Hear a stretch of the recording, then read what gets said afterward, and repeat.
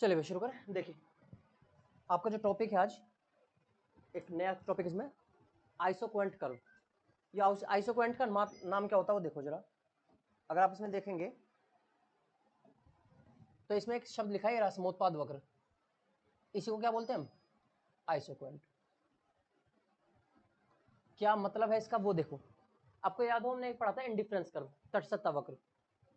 तटस्थता वक्र यानी कि इंडिफरेंस कर्व मतलब क्या होता है कि दो ऐसी वस्तुओं का कॉम्बिनेशन जो आपको इक्वल इक्वल क्या दे हर बार, सेटिस्फेक्शन।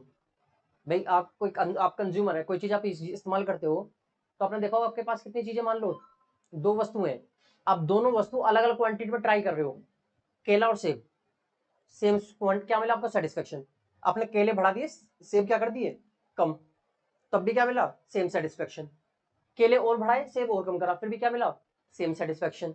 इट मीन्स आपने देखा कि हमने क्या करा कि जब हम क्या कर रहे हैं, दो ऐसी वस्तुओं का कॉम्बिनेशन, डिफरेंट डिफरेंट कॉम्बिनेशन जो मैं सेम क्या दें, सेटिस्फेक्शन दे। ऐसा ही क्या होता है आइसोक्वेंट कर्व। आइसोक्वेंट का मतलब होता है दो ऐसी वस्तुओं का कॉम्बिनेशन, मतलब ऐसे फैक्टर्स का, दो फैक्टर्स का ऐसा कॉम्बिनेशन जो आपको सेम प्रोडक्शन दे। सेम प्रोडक्शन मतलब कैसे? मान लीजिए जैसा आपको बताया था कि आपके पास क्या है, लेबर है और क्या है, कैपिटल। मान लीजिए आपके पास कितने फैक्टर है? सिर्फ दो। अगर हमारे पास सिर्फ दो फैक्टर है, कौन कौन? लेबर और कैपिटल, तो आप अपना लेबर भी इस्तेमाल करोगे, कैपिटल भी लगाओगे। कैपिटल मतलब मशीन भी लगाओगे। अब आपके पास लेबर भी है, कैपिटल भी है, दोनों के दोनों फैक्टर क्या है आपके पास। दोनों को लॉन्ग टर्म की बात कर रहा हूं मैं। लॉन्ग टर्म में दोनों क्या हो जाएंगे? वेरिएबल। क्योंकि आप जानते हैं शॉर्ट टर्म में सिर्फ कौन वेरिएबल होता है? शॉर्ट टर्म में सिर्फ लेबर वेरिएबल होता है, कैपिटल वेरिएबल नहीं होती। मशीनें नहीं बढ़ाते ना घटाते। बट लॉन्ग टर्म में ये भी क्या हो जाएगा? वेरिएबल। आप इसे भी घटा बढ़ा सकते हो जब वेरिएबल वाला हो, दोनों दोनों में चेंज कर पा रहे हो। तो अगर आप इन दोनों में चेंज कर पा रहे हो तो एक बात हो, जब दो हमने माना मेरे पास दो ही फैक्टर, दोनों के दोनों क्या है ये? वेरिएबल, तो कौन सा वो आएगा? Long term. भाई लॉन्ग टर्म इफेक्ट होता है, लॉन्ग टर्म इससे बोलते हैं लॉन्ग टर्म प्रोडक्शन फंक्शन, जिसमें सारे फैक्टर क्या हो जाए? वेरिएबल हो जाए, जो बदलते रहेंगे। अब हुआ क्या कि आपने लेबर भी इस्तेमाल करी, कैपिटल भी इस्तेमाल करी, और आपका प्रोडक्शन हुआ कुछ, मतलब कुछ क्वांटिटी पैदा हुई, आपने प्रोडक्शन करा।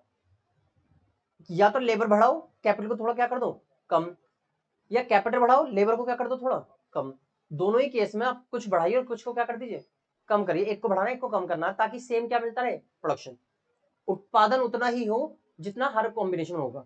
देखो सुनो क्या मतलब, देखिए प्रत्येक उत्पादक, भाई प्रोड्यूसर जो होगा, हर प्रोड्यूसर, हर फर्म क्या चाहती है, चाहे कोई प्रोड्यूसर हो चाहे कोई फर्म हो, कोई भी हो, मतलब वो चाहता है कि उसका कॉस्ट क्या है किसी चीज को बनाने में, मिनिमम। तो कॉस्ट तो हो मिनिमम से मिनिमम, मतलब लागत कम से कम आए, जबकि प्रोडक्शन क्या हो, मैक्सिमम। भाई यही तो है मतलब कि हर प्रोड्यूसर चाहता है कि उसे कम से कम लागत पर अधिक से अधिक क्या हो, उत्पादन हो। तो उसके सामने ये समस्या होती है कि वो दो फैक्टर को किस कॉम्बिनेशन में इस्तेमाल करे, किस रेशो में इस्तेमाल करे, ताकि मुझे अधिक से अधिक क्या मिले, उत्पादन मिले, और खर्चा क्या है, कम से कम आए। जैसे यहाँ देखो, इस लेबर और कैपिटल को दोनों को इस्तेमाल करना, दोनों का एक ऐसा रेशियो इस्तेमाल करिए जो क्या हो, इस तरीके से इनका रेशियो इस्तेमाल करिए, यानी दोनों को इस तरीके से इस्तेमाल करिए कि आपकी कॉस्ट तो है कम से कम और प्रोडक्शन क्या हो, ज्यादा से ज्यादा। तो देखो लिखा, प्रत्येक उत्पादक या फर्म न्यूनतम लागत पर अधिकतम उत्पादन प्राप्त करना चाहता है। यही तो बात है, कम से कम लागत पर ज्यादा से ज्यादा उत्पादन। उसके सामने प्रमुख समस्या क्या होगी कि उत्पादन के विभिन्न साधनों को किस अनुपात में मिलाया जाए। मान लीजिए मेरे पास सिर्फ दो साधन है, लेबर और कैपिटल, तो इन्हें किस अनुपात में मिलाया जाए, मतलब दोनों को कैसे इस्तेमाल करें, कितने लेबर कितनी कैपिटल, कितना इस्तेमाल करा जाए ताकि न्यूनतम लागत पर अधिकतम उत्पादन मात्रा प्राप्त हो सके मुझे। ठीक है। समोत्पाद वक्र विश्लेषण यानी कि आइसोक्वेंट एनालिसिस एक उत्पादक को दो साधनों के ऐसे कॉम्बिनेशन के बारे में बताएगा। आइसोक्वेंट कर्व दो साधन के ऐसा कॉम्बिनेशन बताएगा जो न्यूनतम लागत पर अधिकतम क्या कर सके, उत्पादन प्राप्त कर सके। यही बात है। तो देखो आगे चलते हैं, इसका मीनिंग वो दिखा रखा है उन्होंने ये चीज। तो अब इन्होंने बता रखा है क्या कि भाई आइसोक्वेंट का क्या मीनिंग है। तो देखो समोत्पाद वक्र यानी कि आइसोक्वेंट कर्व, कितने साधन, दो साधन। मैंने बताया क्या मानोगे आप, लेबर और कैपिटल, भाई श्रम और पूंजी के उन विभिन्न संयोगों को प्रदर्शित करेगा, मतलब ऐसे ऐसे कॉम्बिनेशन दिखाएगा जिनसे समान मात्रा में क्या हो, उत्पादन प्राप्त हो। तो बस यहां पर ध्यान क्या रखना है, समोत्पाद वक्र यानी कि आइसोक्वेंट कर्व आपको दो फैक्टर का ऐसा कॉम्बिनेशन दिखाएगा, डिफरेंट डिफरेंट क्या देगा, कॉम्बिनेशन देगा, ताकि आपको उत्पादन क्या मिले, सेम, हर बार सेम उत्पादन मिले। इस वक्र के सभी संयोगों से, मतलब जितने भी आप कॉम्बिनेशन बनाओगे, समान उत्पादन क्या होगा, प्राप्त होगा, मतलब उत्पादन सेम मिलेगा। इसके लिए एक उत्पादक इन संयोगों के चुनाव में प्रति तटस्थ हो जाता, मतलब क्या है, जो एक उत्पादक है वो इनके प्रति क्या हो जाएगा, तटस्थ हो जाएगा, मतलब कुल मिलाकर इनके प्रति उसे पता चल जाएगा कि मुझे कौन सा कॉम्बिनेशन इनमें से चूज करना चाहिए, और वो इसी में से चूज करेगा, क्योंकि उसे पता है कोई सा भी रेशियो इस्तेमाल करूं, कोई सा भी कॉम्बिनेशन लेकर चलूं, प्रोडक्शन क्या मिलेगा, हर बार सेम मिलेगा, तो वो इसी के प्रति क्या हो जाएगा, तटस्थ हो जाएगा। इसलिए इसे उत्पादन तटस्थ वक्र भी कहा जाता है, याद रखना। इसलिए उसका दूसरा नाम क्या दिया गया इसको, प्रोडक्शन इंडिफरेंस कर्व। अब आई बात सुनो, इसलिए इसे क्या बोला जाता है, प्रोडक्शन इंडिफरेंस कर्व भी बोला जाता है, उत्पादन तटस्थ वक्र। जबकि इंडिफरेंस कर्व का मतलब क्या होता था, सिर्फ दो वस्तुओं का ऐसा कॉम्बिनेशन जो आपको सेम सेटिस्फेक्शन दे। लेकिन अब यहाँ पे किसके बारे में बात हो रही है, प्रोडक्शन को लेकर, कि दो फैक्टर्स का ऐसा कॉम्बिनेशन जो आपको सेम प्रोडक्शन दे। तो इसका मतलब दोनों का चीज क्या है, लगभग एक ही है, बस प्रोडक्शन शब्द इसलिए जुड़ गया क्योंकि यहाँ पे प्रोडक्शन की बात हो रही है। तो यहाँ पे इसके बारे में डेफिनेशन दे रखी है कि समोत्पाद वक्र यानी कि आइसोक्वेंट कर्व दो साधन यानी कि लेबर और लैंड का, उन लेबर और कैपिटल का उन सभी संभावित कॉम्बिनेशन को दिखाएगा जो समान कुल उत्पादन प्रदान करते हो। देखो जैसा अब यहाँ पे दिखा रखा है, एक एग्जांपल ये रहा, देखो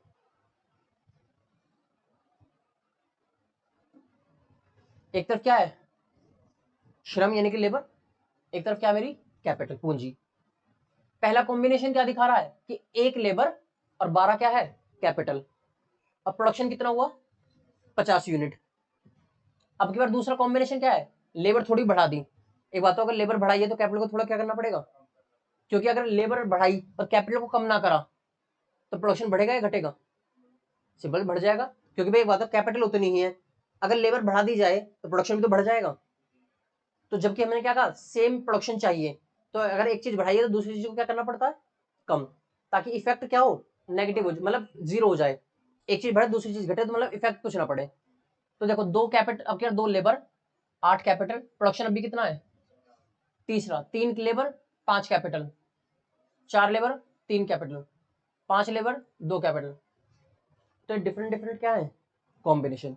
तो आपके पास कुल मिलाकर कितने कॉम्बिनेशन आए, 5 कॉम्बिनेशन उन्होंने दिए, इन दोनों का कुछ रेशियो बताया, 112 14 35 43 52, ये रेशियो है।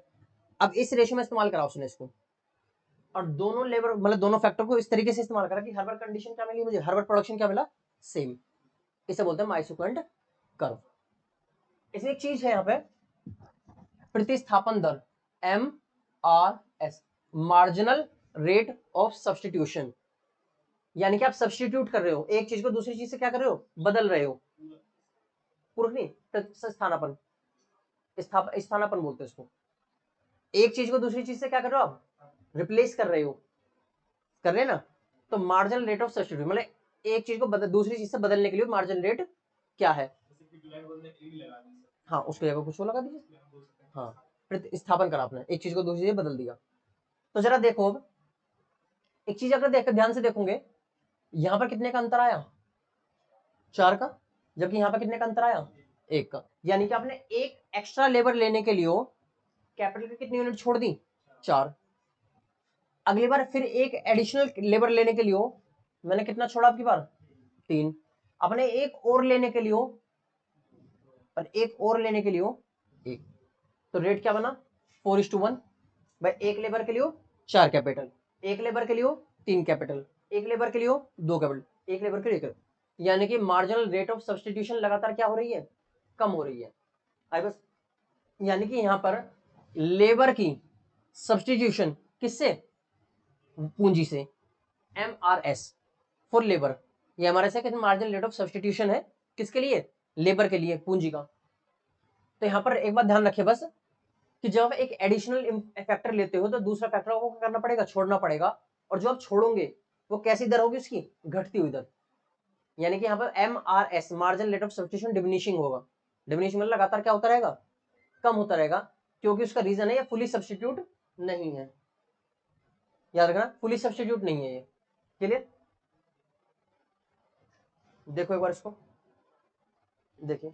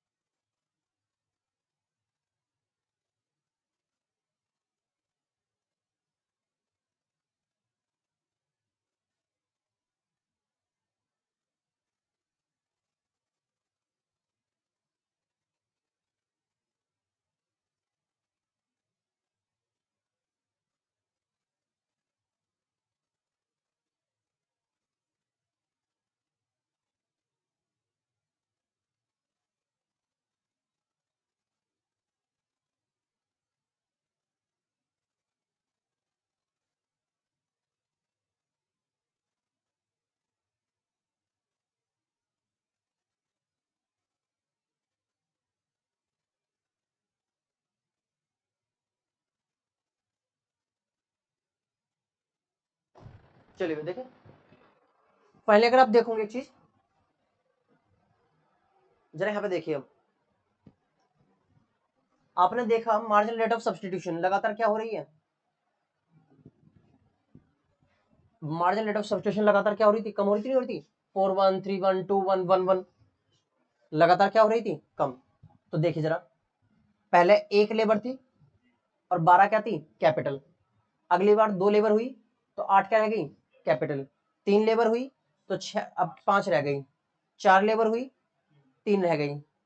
5 लेबर हुई, 2 रह गई। तो इस तरीके से लगातार आपकी क्या हुई, मार्जिनल रेट ऑफ सब्स्टिट्यूशन लगातार गिरा। और जो ये देख रहे हैं, ये जो कर्व बना है, ये कर्व क्या है, इसे बोलते हैं हम आइसो क्वेंट कर्व। एक ऐसा कर्व, एक ऐसा वक्र जो क्या दिखाए, जो आपको दो फैक्टर का ऐसा कॉम्बिनेशन दिखाएगा जो आपको सेम क्या देगा, प्रोडक्शन देगा। और इस पर आप कहीं भी बनाइए, कहीं भी, मतलब इस फैक्टर, इस कर्व पर कहीं भी प्रोडक्शन कर लीजिए, हर बार आपको कितनी क्वांटिटी मिलेगी, 50। अभी देखा था ना हमने, देखो कोई सा भी कॉम्बिनेशन लीजिए, प्रोडक्शन कितना मिलेगा हर बार, 50। तो मैं यही बता रहा था कि इसमें हर लेवल पर आपको सेम प्रोडक्शन मिलेगा। ठीक है, तक की बात, यहाँ तक कोई दिक्कत, ये है मैटर मेरा। अब आगे बढ़ता हूँ, चलिए। इसकी कुछ एजम्पशन मानकर चलनी पड़ेगी, मतलब कुछ मान्यताएं हैं जो आपको माननी होंगी। वो मान्यताएं क्या क्या, एक बार ध्यान रखिएगा। देखिए, हर एक नियम कुछ मान्यताओं पर आधारित होता है। अगर आप उन चीजों को मानोगे तभी वो नियम काम करेगा, अगर उस नियम से हटकर काम करोगे तो वो नियम काम करना बंद कर देगा। नहीं, देखिए, वही तो इसकी मान्यता है।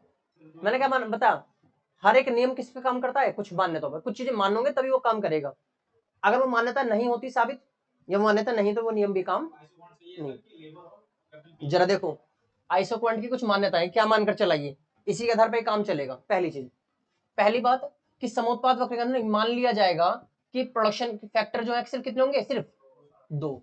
और वो 2 कौन कौन से होंगे अभी बताया था, कौन कौन सा, लेबर यानी कि श्रम, और पूंजी यानी कि कैपिटल।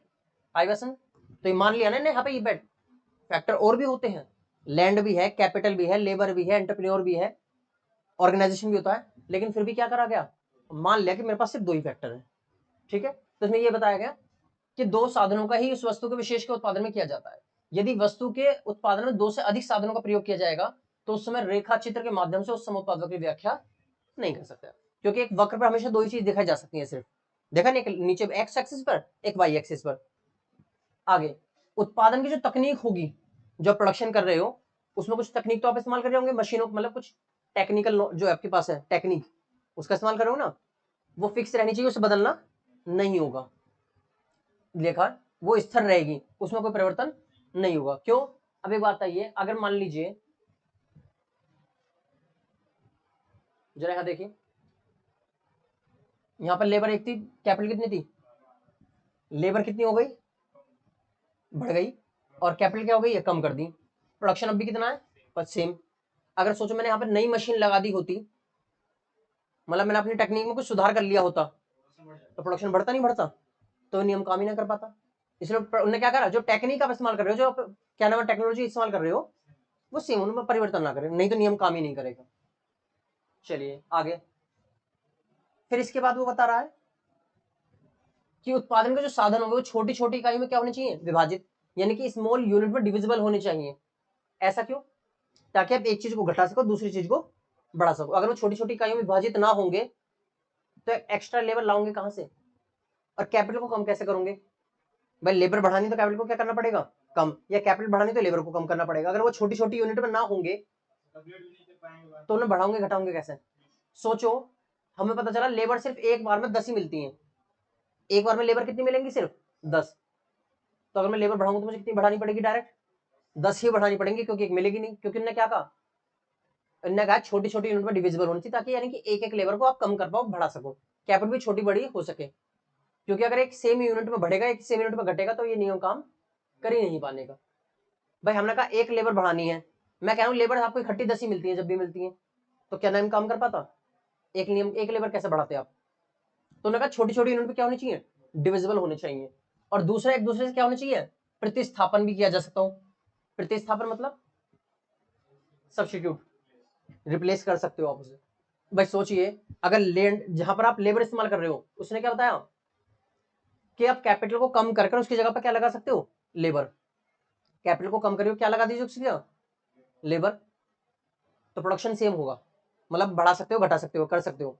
लेकिन सोचिए, अगर कोई ऐसी चीज है जिस पर कैपिटल तो सिर्फ मशीन है तो मशीन ही काम करेंगे, और लेबर है तो लेबर काम करेंगे, लेबर बढ़ाई नहीं जा सकती या घटाई नहीं जा सकती, मशीन घटाई नहीं जा सकती, बढ़ाई नहीं जा सकती, सेम ही रहेगा। तो फिर सब्स्टिट्यूट कैसे करोगे? अभी देखा था हमने, एक लेबर बढ़ाई कैपिटल कम करी, एक लेबर बढ़ाई कैपिटल कम करी, एक लेबर बढ़ाई कैपिटल कम करी, कैसे करते थे? अगर आप एक चीज को दूसरे से बदल नहीं सकते तो फिर एक को बढ़ाकर दूसरे को घटा कैसे रहे हो आप? सब्स्टिट्यूट होंगे, यानी कि एक की जगह दूसरा काम कर सकता है। आई बस में, फॉर एग्जाम्पल आप देखोगे पहले क्या होता था, कोई गड्ढा खोदना हो अगर, तो लेबर गड्ढा खोदती थी। अब लेबर को थोड़ा कम करके उसकी जगह किसका इस्तेमाल कर सकते हो आप, मशीनों का इस्तेमाल कर सकते हो, यानी कि सब्स्टिट्यूट है, आप एक की जगह दूसरे को इस्तेमाल कर सकते हो। यही तो बात हुई। तो ये सब बोलते हैं सब्स्टिट्यूट होना चाहिए। लेकिन कुछ चीज ऐसी मान लीजिए आप सब्स्टिट्यूट कर ही नहीं सकते। सब्स्टिट्यूट कर नहीं सकते मतलब कुछ चीजें ऐसी, अगर फॉर एग्जाम्पल मान लीजिए आपको हवा में उड़ना है, तो हवा में उड़ने के लिए क्या चाहिए, कोई इक्विपमेंट चाहिए, नहीं चाहिए उड़ने के लिए? आदमी खुद उड़ सकता है? कोई सा वहीकल होगा जो उसे लेकर जाएगा, मतलब ऐसी चीज होगी जो उसे लेकर जाए, उसको आप रिप्लेस नहीं, उड़ने को आप रिप्लेस नहीं कर सकते किसी मशीन से। मशीन की जगह आप इंसान का इस्तेमाल नहीं कर सकते कि मशीन की जगह इंसान उड़ा के ले जाए आपको, मशीन ही होगी जो आपको लेकर जाएगी, तो वहां पे प्रतिस्थापन नहीं होता। सब्स्टिट्यूट का मतलब होता है कि आप एक को दूसरे से क्या कर सको, रिप्लेस कर सको। जैसे मैंने बताया था गड्ढा खोदने में, आप चाहो तो लेबर की जगह क्या लगा सकते हो, मशीन, और मशीन की जगह क्या लगा सकते हो, लेबर लगा सकते हो आप, यानी कि सब्स्टिट्यूट होते हो। और छोटी छोटी इकाई हो, ताकि कम चीजों को बढ़ाया जा सके, कम चीजों को घटाया भी जा सके। और उसके बाद उत्पादन के एक साधन को अन्य साधनों के साथ उनकी पूर्ण कुशलता के साथ प्रयोग में लाया जा सकता है। यानी कि अगर आप एक की जगह दूसरे को इस्तेमाल कर रहे हो, तो दोनों को जब आप इस्तेमाल करो तो उनकी पूर्ण कुशलता के साथ इस्तेमाल करोगे आप, यानी कि फुली एफिशिएंसी के साथ आप उन्हें इस्तेमाल कर पाएंगे दोनों को। ये थी मेरी कुछ क्या इसकी मान्यता है। अब आगे देखिए, तटसत्ता वक्र और समुत्पादन वक्र में क्या अंतर है? याद है मैंने अभी थोड़ी देर पहले बताया था, एक कर्व कौन सा बताया था, इंडिफरेंस कर्व, एक तो था इंडिफरेंस कर्व, और एक क्या था, आइसोक्वेंट कर्व, यही तो था। इंडिफरेंस कर्व क्या दिखा रहा था? इंडिफरेंस कर्व आपको दो ऐसी वस्तुओं का कॉम्बिनेशन दिखाएगा जो आपको सेम क्या देती हूं, सेटिस्फैक्शन देती हूं। आपको जो क्या मिलती है, संतुष्टि, यानी कि उपयोगिता, वो सेम मिले। जबकि आइसोक्वेंट क्या है? आइसोक्वेंट भी दो दो चीजों का कॉम्बिनेशन है, बट यहाँ पे दो वस्तु नहीं, यहाँ पे दो फैक्टर का कॉम्बिनेशन है। वस्तु मतलब खाने की चीजें यहाँ पर कह रहे हैं, और यहाँ पर बस उत्पादन वाले फैक्टर मतलब उत्पादन के साधन, लैंड और वो लेबर और कैपिटल। यहाँ पर भी इन दोनों का क्या दिखाएगा, कॉम्बिनेशन। लेकिन यहाँ पर आपको सेम सेटिस्फेक्शन नहीं मिलेगा, सेम प्रोडक्शन मिलेगा। अब आएगा समझ? ठीक है, तो देखो है तो दोनों लगभग एक जैसी चीज। ये भी कॉम्बिनेशन दिखाएगा दो चीजों को, वो भी दो चीजों को कॉम्बिनेशन दिखाएगा। ये भी सेम लेवल देता है, वो भी सेम लेवल देता है, बस अंतर इतना, ये सेटिस्फेक्शन देता है, वो प्रोडक्शन देता है। दोनों में लगभग एक चीज ही बात है, लेकिन फिर भी कुछ अंतर है दोनों में। अब वो अंतर क्या, सेम चीज दिखा, देखो ये लिखा, क्या लिखा है वो देखो, समोत्पाद वक्र या तटस्थ वक्र बहुत सी समानताएं पाई जाती है। दोनों में क्या है, दोनों में समानताएं पाई जाती है, किनारे वाला, दोनों में समानताएं पाई जाती हैं। जिस प्रकार उदासीनता वक्र, उदासीनता मतलब इंडिफरेंस कर्व, दो वस्तुओं के उन कॉम्बिनेशन को दिखाएगा जिनसे उपभोक्ता को समान क्या मिलती हो, संतुष्टि। यहाँ पे उपभोक्ता को संतुष्टि मिलने की बात हो रही है, क्योंकि जैसे आप दो चीज खाओगे तो एक चीज को बढ़ाते रहो, दूसरी चीज को घटाते रहो, आपको क्या मिलती रहेगी, सेटिस्फेक्शन सेम। उसी प्रकार समोत्पाद वक्र भी दो साधनों के उन कॉम्बिनेशन को दिखाएगा जिनसे समान उत्पादन प्राप्त होता हो। दोनों में लगोगे, लेकिन फिर भी दोनों में क्या है, कुछ अंतर तो है। क्या क्या अंतर? पहला अंतर, एक तटस्थता वक्र यानी कि इंडिफरेंस कर्व दो वस्तुओं के उन कॉम्बिनेशन को दिखाता है जिनसे उपभोक्ता को क्या मिलती हो, समान संतुष्टि। लेकिन आइसोक्वेंट से संतुष्टि की बात नहीं होती, आइसोक्वेंट से उत्पादन की बात होती है। देखो यार, इसके विपरीत समोत्पाद वक्र दो वस्तुओं के उन दो उत्पादन साधनों के उन कॉम्बिनेशन को दिखाएगा जिनसे किसी वस्तु की एक दी हुई मात्रा को क्या क्या उत्पादन किया जा सके। ठीक है, यहाँ तक बात। आगे देखो फिर क्या है, समोत्पाद वक्र। समोत्पाद मतलब आइसोक्वेंट। आइसोक्वेंट को आप किसमें दिखा सकते हो, इकाइयों की संख्या के रूप में दिखा सकते हो। जैसे अभी देखा था आपने, प्रोडक्शन कितना मिल रहा था हर बार, अभी आपने देखा था टेबल 50 50 50 50। आपको पता ना इकाई कितनी इकाई मिली, 50। क्योंकि एक बात देखो, प्रोडक्शन को तो आप इकाइयों में देख सकते हो कि कितना उत्पादन हुआ, लेकिन क्या संतुष्टि को देखा जा सकता है इकाई में कितनी संतुष्टि मिली? तो यही बता रहा है समोत्पाद वक्र। आइसोक्वेंट कर्व संख्या के रूप में व्यक्त कर सकते हो, जबकि तटस्थ वक्र इंडिफरेंस कर्व को संख्या या भौतिक इकाई के रूप में व्यक्त नहीं किया, क्योंकि ये कैसी है, साइकोलॉजिकल कॉन्सेप्ट है, सिर्फ आप महसूस कर सकते हो, बता सकते हो, क्वांटिटी या यूनिट नहीं बता सकते आप इसकी। फिर आगे इंडिफरेंस कर्व के संबंध में बताना कठिन होगा। इंडिफरेंस कर्व आपने पढ़ा था, उसमें बताना कठिन होता है कि मान लीजिए दो कर्व हैं, एक ये और एक ये भी आपको संतुष्टि दे रहा है और ये भी संतुष्टि दे रहा है, बट ये है कि जो ज्यादा ऊपर होता है वो ज्यादा संतुष्टि देता है। लेकिन कितनी ज्यादा संतुष्टि देगा पता है कुछ? तो इंडिफरेंस कर्व के बेस में आप ये तो बता सकते हो कि ज्यादा मिलेगी कम मिलेगी किससे, लेकिन कितनी ज्यादा और कितनी कम ये नहीं बता सकते। लेकिन किसमें, आइसोक्वेंट में आप बता सकते हो। मान लीजिए दो कर्व आपके पास है, यहाँ पे प्रोडक्शन कितना हो रहा है 50, यहाँ पर कितना हो रहा है 70, तो यहाँ पे कितना ज्यादा दे रहा है वो इसको, 20 यूनिट ज्यादा दे रहा है ऊपर वाला। चलिए पता, इसको आप यूनिट में दिखा सकते हो, क्योंकि इसलिए आप ये भी बता सकते हो कि कितना ज्यादा और कितना कम। बट इसे जब यूनिट में नहीं दिखा सकते तो बताऊंगे कैसे कम ज्यादा के बारे में। तो ये अंतर थे इसके, कुल मिलाकर 2-3 अंतर बताए। चलिए अब यहाँ पर देखते हैं, आइए। अब आइसोक्वेंट की कुछ विशेषताएं हैं। कुछ विशेषताएं कैसे मतलब, इससे पहले हम आपको एक चीज दिखाते हैं। देखो आइसोक्वेंट क्या है तो पता चल गई आपको।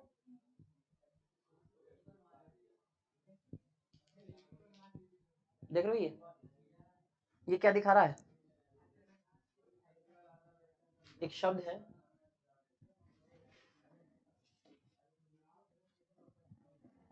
समोत्पादन मानचित्र।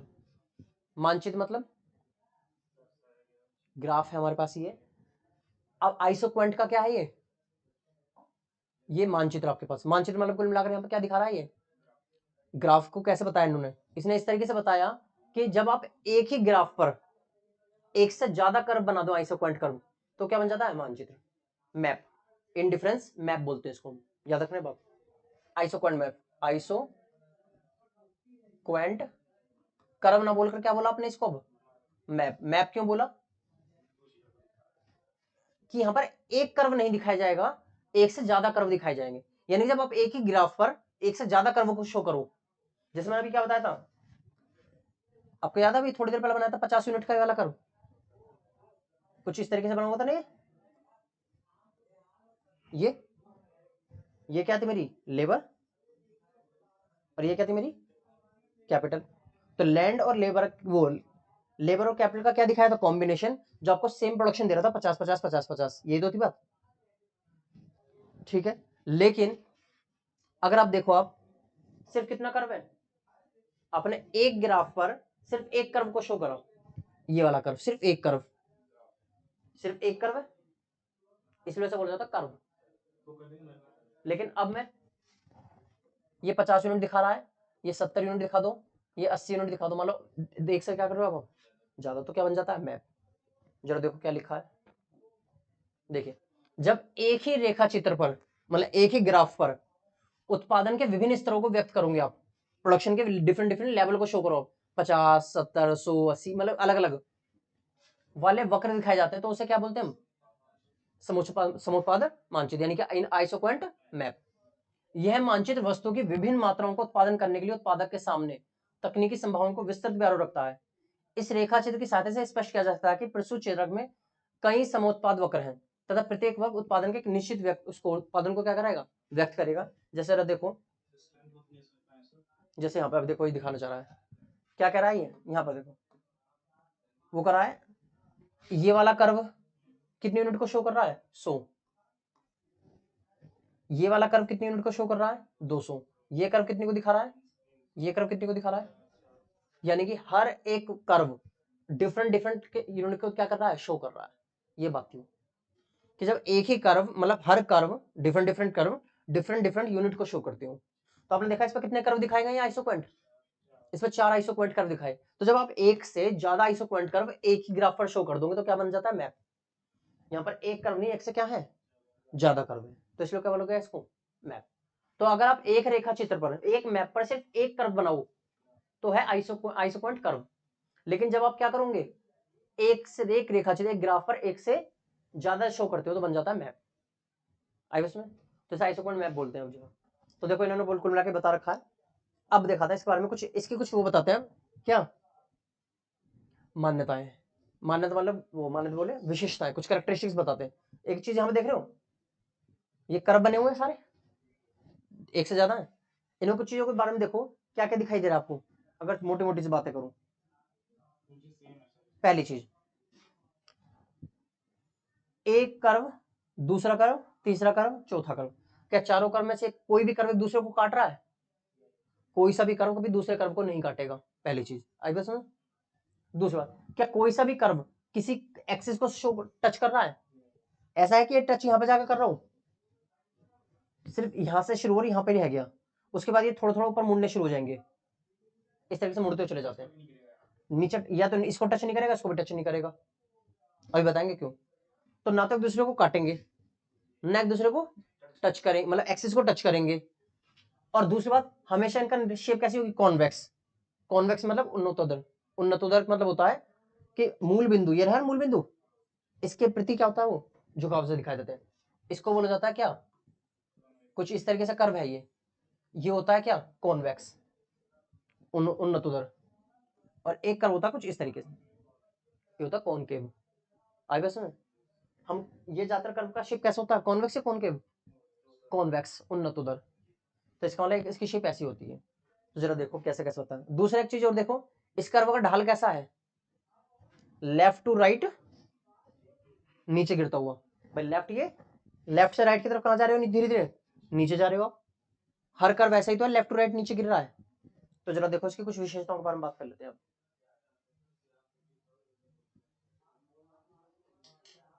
पहला पॉइंट क्या लिखा है? पहला पॉइंट, आइसोक्वेंट कर्व बाएं से दाएं नीचे की ओर गिरता हुआ होता है। इसका ढाल कैसा होता है? हमेशा नेगेटिव होता है। जरा देखो, आईक्यू कर्व, आईक्यू मतलब isoquant curve, product curve fall from left to right, हमेशा क्या होगा? लेफ्ट टू राइट नीचे गिरेगा। और बॉटम, और their slope is always negative. Negative मतलब नीचे की तरफ गिरता हुआ, जो नीचे गिरा वो नेगेटिव तो होता है हमेशा। हाँ तो नेगेटिव, नेगेटिव का मतलब यहाँ पे क्या है, ये नहीं कि नीचे चला गया वो, नेगेटिव का मतलब जो चीज ऊपर से जा रही है नीचे की तरफ गिरती हुई उससे नेगेटिव स्लोप, स्लोप नेगेटिव है, क्वांटिटी नेगेटिव नहीं कह रहे हम। स्लोप मतलब क्या होता है, नीचे की तरफ गिरता हुआ, ऊपर की तरफ जाता है पॉजिटिव स्लोप होता है, बढ़ता हुआ स्लोप, नीचे की तरफ घटता हुआ स्लोप, घटता हुआ स्लोप मतलब नेगेटिव स्लोप। तो एक बार देखो अब ऐसा क्यों हुआ भाई, ये क्या है, लेफ्ट टू राइट नीचे की तरफ गिर रहा है, ऐसा क्यों हो रहा है, इसका कारण क्या है, जरा देखिए इसका कारण। वैसे तो डायरेक्ट दिखा देते हैं। एक बात तो ये, यहाँ पर ये लेबर है, ये कैपिटल है, तो कुछ इस तरीके से कर्व बन गया। अगर आप लेबर को बढ़ाना चाहते हो तो कैपिटल को तो कम करना पड़ेगा, यानी कि जब आप एक चीज को बढ़ाते हो तो दूसरी चीज को क्या करना पड़ेगा, कम करना पड़ेगा, क्योंकि प्रोडक्शन सेम रहना चाहिए। और एक बात ध्यान रखिए, अब एक चीज को बढ़ा रहे हो दूसरी चीज को घटा रहे हो तो हमेशा स्लोप कैसा बनेगा, नीचे की तरफ नेगेटिव, लेफ्ट टू राइट नीचे गिरी गई, ये रहा। इसका कारण क्या है, यदि एक दिए हुए उत्पादन को प्राप्त करना हो आपको, मतलब सेम लेवल प्राप्त करना हो, तो एक साधन की मात्रा में वृद्धि करने के लिए दूसरे साधन की मात्रा में क्या करनी पड़ेगी, कमी करनी पड़ेगी। एक को बढ़ाना है दूसरे को कम करना, जब भी ऐसा कुछ हो तो हमेशा आपका जो स्लोप डाउन होगा, स्लोप यानी कि जो कर्व होगा हमेशा क्या होगा, लेफ्ट टू राइट नीचे की तरफ गिरता हुआ होगा, यानी कि उसका स्लोप कैसा होगा, हमेशा नेगेटिव होगा। पहला पॉइंट तो ये था मेरा, ठीक है। चलिए उसके बाद देखते हैं हम दूसरा पॉइंट।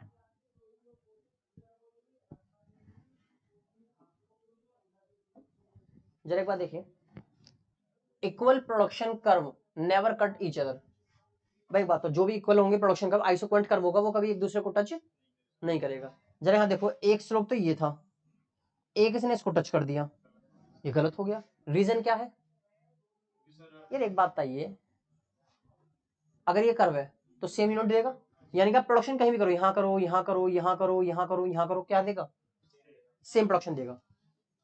ये कितने देगा, यहां बनाओ यहां बनाओ यहां बनाओ यहां बनाओ, 100 देगा। यानी कि नीचे वाला हमेशा कम प्रोडक्शन देता, जितना ऊपर होगा, जितना दाएं की तरफ बढ़ते चले जाओगे राइट की तरफ, उतने प्रोडक्शन क्या होता रहेगा, ज्यादा। उसका रीजन क्या है, क्योंकि जब फैक्टर ज्यादा लगाऊंगे तो प्रोडक्शन भी तो ज्यादा होगा। जरा यहाँ देखो, 0 1 2 3 4 5 2 4 6 8, मान लीजिए यहां पर है, कितना है ये 4, तो क्या है कैपिटल, मान लीजिए यहाँ पे कैपिटल है, और 2 क्या है यहाँ पे लेबर, ये लेबर। 4 कैपिटल और 2 क्या है मेरी लेबर। जबकि यहाँ पर बताओ मुझे, एक इसी लेवल पे मैं देखूं तो कुछ इस तरीके से बनेगा, ये 4 कैपिटल है लेकिन लेबर भी कितनी होगी अब 4 लगभग। तो एक बात बताइए, अगर कैपिटल उतनी रख रहे हो और लेबर बढ़ा रहे हो तो क्या प्रोडक्शन ही बढ़ेगा, प्रोडक्शन भी तो ज्यादा होगा। यानी कि जितना आप राइट की तरफ जाओगे उतना हायर प्रोडक्शन होगा, ये बात है। अब ये आपको बता रहा है इस बारे में। अब एक बात आइए, फॉर एग्जाम्पल ये कर्व कितना दिखा रहा है, शो कर रहा है आपको, मान लो 100 यूनिट। ये नीचे वाला कर्व कितना दिखा रहा है, मान लो आपको 50 यूनिट। यानी कि इस पर आप कहीं भी बनाओगे 50 ही होगा, इस पर आप कहीं भी बनाओगे 100 ही होगा। ये दोनों किस पर टच कर रहे हैं, इस वाले पॉइंट पर, यानी कि ए पॉइंट पर, ए पॉइंट पर। अब जरा मुझे खुद बताइए, यहाँ पर ए है और यहाँ पर सी है, क्या ए और सी बराबर नहीं होंगे।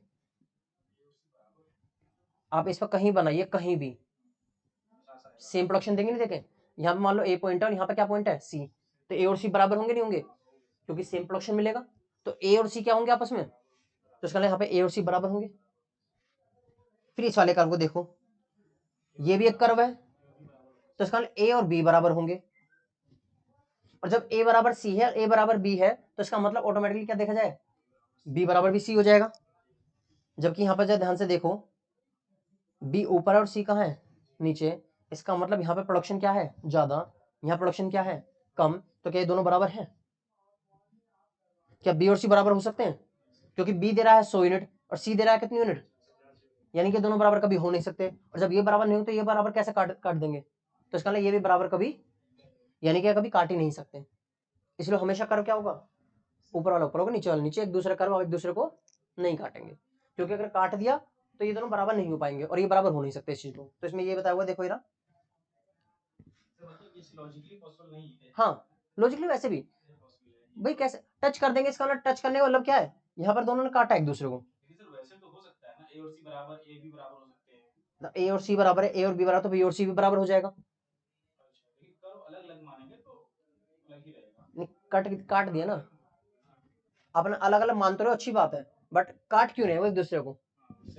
आप ऐसे ये कहो ये ए है और ये सी है, आप ये कह दो यहाँ डी मान लो और यहाँ बी मान लो, तो बात चल जाएगी, क्योंकि वो फिर 100 दे सकता है और ये 50 दे सकता है। अब तो बात ठीक है मेरे हिसाब से। लेकिन जब दोनों को काट दिया जाए तो चलो दोनों यहाँ पे दोनों काट रहे हैं, इसका मतलब ए पॉइंट पर ये वाला कर्व और ये वाला कर्व सेम प्रोडक्शन दे रहे होंगे, क्योंकि मुझे पता है एक कर्व पर सेम प्रोडक्शन मिलता है हमेशा। तो इसका मतलब ये एक कर्व है और ये एक कर्व है, तो इसका मतलब यहाँ पे सेम प्रोडक्शन है 50। अगर ये 50 है भाई, सिंपल सी, अगर यहाँ 50 है तो ये भी 50 होना चाहिए, और भाई ये 50 तो ये भी क्या होना चाहिए 50। क्या दोनों 50 दिख रहे हैं? एक कर्व नीचे एक कर्व ऊपर, और ये बताता है जो ऊपर कर्व होगा जो आगे की तरफ राइट की तरफ होगा वो कर्व हमेशा क्या देगा, ज्यादा प्रोडक्शन देगा। तो इसका दोनों इक्वल नहीं हो सकते, इसलिए काफी एक दूसरे को काटेंगे नहीं। तो इसमें बस याद रखने वाली बात क्या है, जो याद रखने वाली बात है वो क्या है, हमें जो याद रखना वो ये कि दो कर्व कभी भी एक दूसरे को कट नहीं करेंगे। यहां पर देखो यही बात लिखी है, सी संयोग भी उतना उत्पादक है जितना कि बी संयोग। भाई इसके हिसाब से क्या लग रहा है कि ए सी बराबर है, ए बी बराबर है, इसका मतलब बी और सी बराबर है, और बी उतना ही प्रोडक्शन देगा जितना सी देगा। हिसाब से देखा जाए इसके हिसाब से तो ये बी और सी बराबर देंगे। क्या बी और सी बराबर दे पा रहे हैं? बी ज्यादा दे रहा है, सी क्या दे रहा है, कम। तो ये दोनों कभी बराबर हो नहीं सकते, इसका मतलब ये लाइन जो हमने बहुत सोचा था वो गलत हो गया। तो हम कह सकते हैं एक दोनों कभी एक दूसरे को काटेंगे नहीं। अगला पॉइंट, अब ये था कॉन्वेक्स होता है, नेचर कैसा होता है इसका, कॉन्वेक्स। ये देखो उन्नत उदाहरण, इसे बोलते हैं कॉन्वेक्स। कॉन्वेक्स क्यों होता है? क्योंकि मार्जिनल रेट ऑफ सब्सटीट्यूशन दर कैसी होती है, हमेशा घटती हुई। आप जैसे जैसे एक चीज को बढ़ाते रहोगे दूसरी चीज क्या होती रहेगी, घटती रहेगी। मतलब जैसा आपने देखा था क्या, जैसा आपने हाँ देखा था, मार्जिनल रेट ऑफ सब्सटीट्यूशन लगातार क्या हो रही है, कम। एक लेबर एक्स्ट्रा लेने के लिए 4 करा, एक लेबर एक्स्ट्रा लेने के लिए 3 छोड़ा, एक लेबर के लिए 2 कैपिटल, एक लेबर के लिए 1 कैपिटल। क्योंकि होता क्या है, क्योंकि ये दोनों फुली सब्सटीट्यूट नहीं होंगे। याद रखना, फुली सब्सटीट्यूट करनी भाई, जितना काम सेम लेबर कर सकती है उतना ही काम सेम कैपिटल करे, ऐसा जरूरी नहीं है। फुली सब्सटीट्यूट नहीं हो सकते, दोनों में कुछ ना कुछ तो क्या होगा, अंतर होगा। और अगर फुली सब्सटीट्यूट होते तो मैं मान सकता था, ये फुली सब्सटीट्यूट होते नहीं, इसलिए जैसे जैसे आप लेबर को बढ़ाओगे कैपिटल को कम की, आपको कैपिटल की कम क्वांटिटी छोड़नी पड़ेगी। देखो दोनों, क्योंकि हमने क्या मान्यता क्या देखी, 2 फैक्टर होंगे, तो एक को किसी को भी आप 0 नहीं कर सकते। तो यहां पर यही बात हमने देखी क्या, उदासीनता वक्र इंडिफरेंस कर्व की तरह समुत्पाद आइसोक्वांटिक मूल बिंदु के प्रति क्या होता है, कॉन्वेक्स। ये रहा वो कॉन्वेक्स, कौन मतलब अंदर की तरफ झुका हुआ, ये यहाँ पे अच्छा इसका कर्व नहीं बना रखा है उन्होंने। एक बात देखो,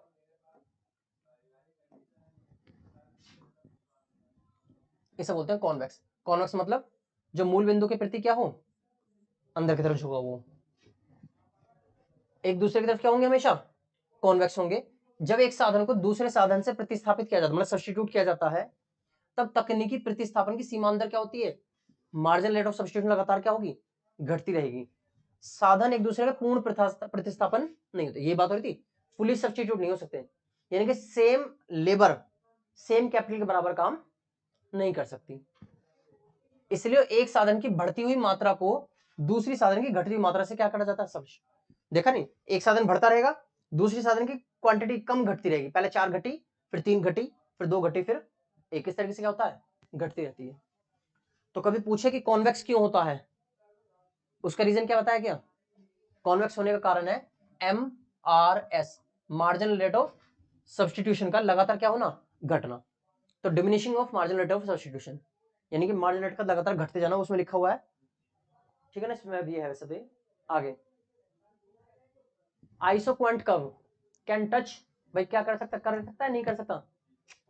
कोई भी isoquant curve, no isoquant curve can touch either axis, किसी भी एक्सिस को टच। जैसे यहां देख रहे हो, इसने इसको टच करा, इसने इसको टच करा, इससे क्या पता चल रही है, इससे एक बात पता चल गई, ये वाला कर्व क्या दिखा रहा है इस जगह पर कि कैपिटल तो है बट लेबर क्या है 0, यानी कि आपने यहाँ पर लेबर इस्तेमाल नहीं करी। ये वाला कर्व क्या दिखा रहा है यहाँ पे कि आपने लेबर तो इस्तेमाल करी, कैपिटल इस्तेमाल। हमने मान्यता में क्या देखा था कि एक दोनों के दोनों में से कोई भी का फैक्टर, उन्होंने कहा था कि इसकी मान्यता क्या थी कि उत्पादन के 2 साधन होंगे, एक कैपिटल और एक लेबर। आपने 0 कर दिया इस्तेमाल, आपने एक ही को इस्तेमाल करा। एक बात हो, 0 करने का मतलब क्या है, 0 करने का मतलब है कि फुली सब्स्टिट्यूट होना।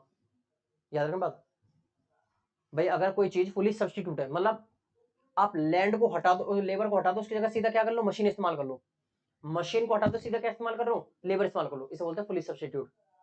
और हमने देखा था क्या फुली सब्स्टिट्यूट होंगे, एक सीमा तक ही सब्स्टिट्यूट होते हैं, फुली सब्स्टिट्यूट नहीं, पूर्ण प्रतिस्थापन नहीं होते। जो अभी दिखा भी था आपको, जरा देखो यहाँ पर जो दिखा था, ये अभी क्या पढ़ा था हमने, एक दूसरे का पूर्ण प्रतिस्थापन नहीं होते। पूर्ण प्रतिस्थापन नहीं हो सकते कि आप ये सोचो कि कैपिटल को खत्म ही कर दो, सिर्फ लेबर से काम करवाओ, या लेबर को खत्म कर दो, सिर्फ कैपिटल से काम करवाओ। अगर मैं अपनी बात करूं, मैं आपको पढ़ा रहा हूं, तो मुझे भी किसी ना किसी चीज की जरूरत तो पड़ेगी पड़ेगी। भाई लेबर मान लो मैं, तो क्या मुझे कैपिटल की रिक्वायरमेंट नहीं पड़ेगी, किसी मशीन की, मशीन ना तो किसी पूंजी की तो मुझे आवश्यकता पड़ेगी। भाई कोई बोर्ड तो खरीदूंगा पढ़ाने के लिए, पेन पेंसिल मार्कर कुछ तो खरीदूंगा मैं पढ़ाने के लिए, तो मुझे भी कैपिटल तो चाहिए चाहिए। फुली सब्स्टिट्यूट नहीं हो सकते। ठीक है, आगे ये बात तो अभी बताई भी थी, वो क्या कि भाई आइसोक्वेंट कौन सा curve line to right represent करता है लार्ज आउटपुट। जो राइट की तरफ होगा वो क्या करेगा, ज्यादा प्रोडक्शन को शो करेगा। जरा देखो इसमें कितने प्रोडक्शन, कितने दिख रहे हैं कर्व आपको, 2। इसमें कौन सा हाई प्रोडक्शन दे रहा होगा, ये वाला। रीजन खुद चेक कर सकते हो, और उसका रीजन क्या था,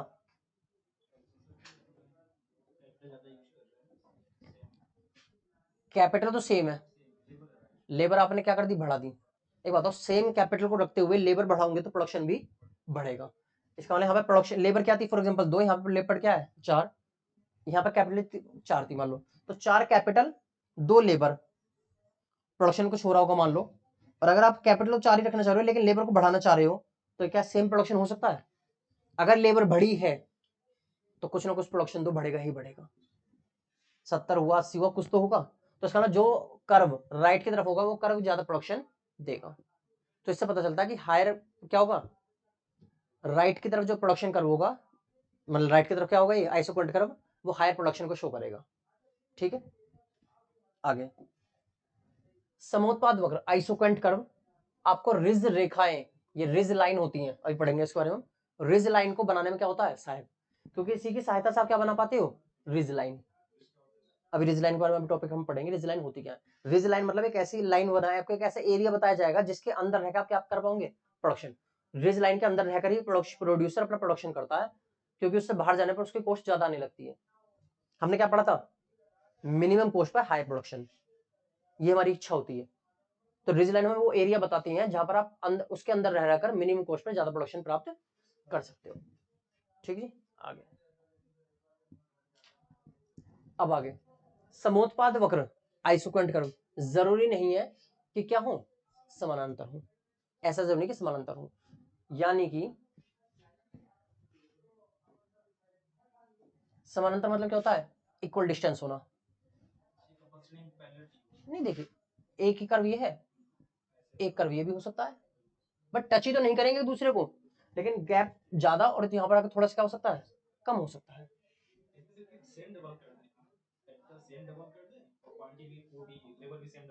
तभी तो पाओगे, जरूरी है जब तो हो जाएगा, लेकिन जरूरी नहीं है ना कि भाई हमेशा वही डबल ही कर पाओ, कोई चीज ज्यादा बढ़ेगी कोई चीज कम बढ़ेगी, पैरेलल नहीं रहेगा। जब तुम अब एक रेशियो ही मेंटेन करते हो, डबल जस्ट अपने फैक्टर्स को क्या कर दो, डबल, जस्ट फैक्टर्स को उसके कंपेयर में डबल, तो प्रोडक्शन क्या होगा मान लो डबल। लेकिन ऐसा तभी हो पाएगा, पहली बात तो जब वो फुली सब्स्टिट्यूट मतलब क्या हो, सेम एफिशिएंसी वाले हो, तभी तो हो पाएगा ये। कैपिटल की और लेबर की एफिशिएंसी क्या हो, सेम। 4 लेबर मेरे पास थी और मैं 4 लेबर को कितना कर दूं, डबल, 8। सेम एफिशिएंसी को तभी वो बराबर कर पाएंगे, लेकिन ऐसा जरूरी नहीं। दूसरी चीज कि भाई आपने वो पढ़ा था याद होगा, एक प्रोडक्शन फंक्शन कि एक सीमा के बाद जितनी लेबर लगाई जाती है उतना प्रोडक्शन नहीं मिल पाता, उससे थोड़ा थोड़ा क्या होता चला जाता है, धीरे धीरे प्रोडक्शन भी कम होता चला जाता है। तो इसलिए कभी भी क्या होंगे कि पैरेलल होना जरूरी हो भी सकता है और नहीं भी। तो यहाँ पे यही बात उन्होंने बताई है, क्या बता रहा है, समांतर होना आवश्यक नहीं। जैसे आपने कहा कि जस्ट डबल कर दूं अगर मैं अपनी कैपिटल लेबर को तो समानांतर हो जाएगा, ठीक हो जाएगा, लेकिन अगर डबल ना कर पाऊं तो समानांतर यानी कि हो भी सकता है और आप ये नहीं कहेंगे कि हमेशा ही पैरेलल होगा। अगर दोनों का रेशियो बिल्कुल जस्ट एक जैसा डबल हो जाए तो हो सकता हो जाए, लेकिन जब रेशियो डबल नहीं हो पाएगा, बिल्कुल एग्जैक्ट प्रोपोर्शन डबल ना हो, तब वो पैरेलल नहीं होंगे। तो उसने ये बोला आवश्यक नहीं है, हो भी सकता और ना भी हो सकता, ये बात बता रहा है वो। ये थी इसकी सारी क्या है विशेषताएं। आए बस समझ आता क्या? चलिए उसके बाद हम पढ़ेंगे अब आर्थिक क्षेत्र। अभी एक बार देखिए ये क्या है,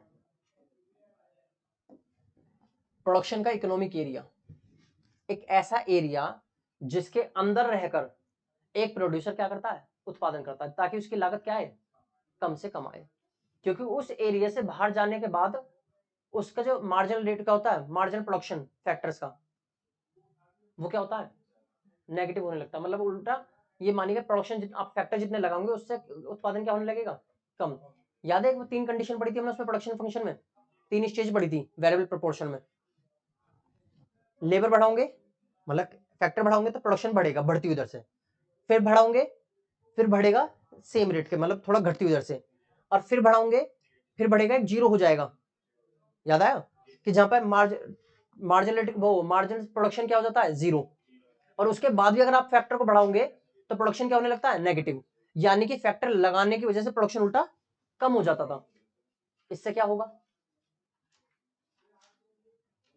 भाई, याद आया वो, तो फैक्टर की मार्जिनल प्रोडक्शन जो होती है, फैक्टर की मार्जिनल प्रोडक्टिविटी जो होती है वो क्या होने लगती है भाई, ये तो देखा था हमने, जरा यहां देखो, आपने क्या करा था, लेबर लगातार बढ़ाई थी। जब लेबर बढ़ाई जाती है तो पहले बढ़ता है, फिर लगातार क्या होता है, घटता है, लेकिन एक टाइम के बाद उल्टा माइनस में जाना शुरू हो जाता है। यानी कि आप देखोगे तो जो लेबर लगाई गई है उसकी मार्जिनल प्रोडक्टिविटी क्या है, नेगेटिव। एक बात, इस लेवल पर आके मुझे फायदा होगा नुकसान होगा, प्रोडक्शन प्रोड्यूसर को, फैक्टर को पैसा देना पड़ेगा और उसकी वजह से प्रोडक्शन बढ़ने की उल्टा क्या हो जाएगा, कम। तो यानी कि वहां पे हमें उत्पादन करने में कोई फायदा नहीं है। तो यहाँ पे ये बता रहा, देखो सुनो क्या है मैटर।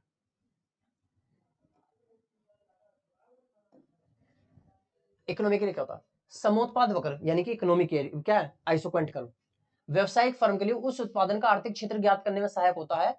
ये फर्म वक्र फर्म को ये बताते हैं कि किन सीमाओं के भीतर उत्पादन करना हमारे लिए लाभदायक। ये तो बता, एक ऐसा एरिया आपको बताया जाएगा जिसके अंदर रहकर आपको क्या करना चाहिए, उत्पादन। एक प्रोड्यूसर को अपना प्रोडक्शन कहां करना चाहिए वो एरिया बताता है ये। सामान्यतः समुत्पाद वक्र बाएं से दाएं नीचे की ओर क्या होगा, गिरेगा। अभी देखा था बाएं से दाएं नीचे की तरफ गिरता है। मूल बिंदु के प्रति क्या होता है, कॉन्वेक्स होता है, लेकिन एक सीमा के बाद वो अपने पीछे की ओर मुड़ना क्या होता है, शुरू हो जाता है। यानी कि उसका ढाल उल्टा क्या होना शुरू हो जाएगा, धनात्मक। हमने देखा था उसका ढाल कैसा होता है, नेगेटिव। बताता है स्लोप कैसे होता है, नेगेटिव। लेकिन एक सीमा के बाद क्या होगा, उसका रीजन क्या था बताया था अभी, कि जो फैक्टर है उसके मार्जिनल प्रोडक्टिविटी बढ़ने की जगह उल्टा क्या होनी शुरू हो जाएगी, घटनी, ऋणात्मक हो जाएगी। यानी कि मुझे प्रोडक्शन तो देगा वो फायदा नहीं, उल्टा नेगेटिव में देगा।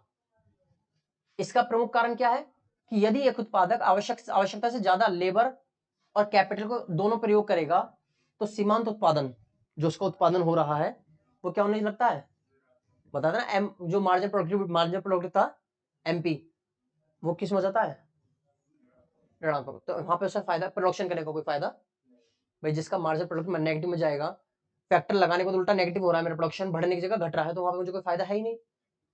अतः एक फर्म समोत्पाद वक्र के उन्हीं क्षेत्र में उत्पादन करना पसंद करेगी जो मूल बिंदु के क्या हो, कॉन्वेक्स हो, और परिधि रेखा के क्या हो, बीच में हो। ये परिधि रेखा कौन सी, जरा देखो, ये है,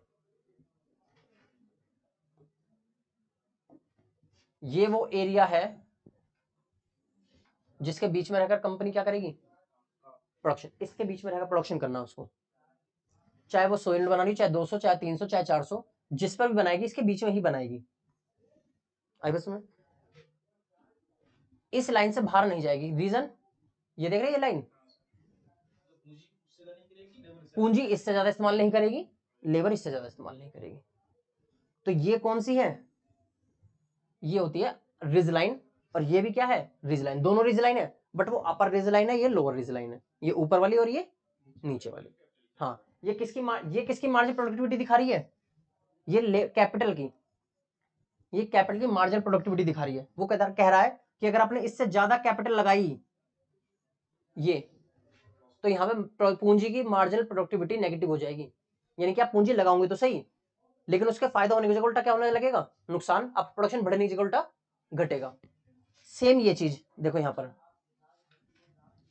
पर भी क्या है, ये किसकी लाइन को दिखा रहा है, इसे बोलते हैं लोअर लाइन, यानी कि लोअर रिज लाइन, लो वाली। और ये किसकी वो दिखा रहा है, ये हमें दिखा रहा है लेबर की मार्जिनल प्रोडक्टिविटी, कि भाई यहां से आगे अगर आप जाओगे तो मार्जिनल प्रोडक्टिविटी क्या होनी चाहिए, नेगेटिव। यानी कि लेबर लगाने की बजाय उल्टा प्रोडक्शन बढ़ने की जगह उल्टा क्या होगा, घटने लगेगा। आई बस में। और यही कारण था उसने जो बताया था कि जो प्रोडक्ट इसका जो ढाल है, वैसे हमने देखा था इसका ढाल हमेशा कैसा होता है, घटता हुआ। लेकिन अगर इससे ज्यादा करूंगा तो इसका ढाल उल्टा क्या होने लगेगा, बढ़ने लगेगा, पॉजिटिव हो जाएगा इसका ढाल, नेगेटिव होने लगेगा पॉजिटिव।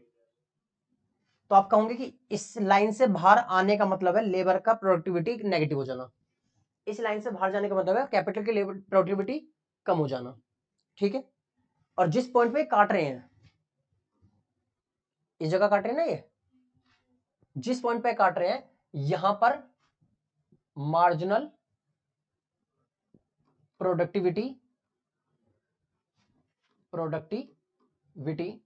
किसकी, ऑफ कैपिटल की क्या होगी, जीरो।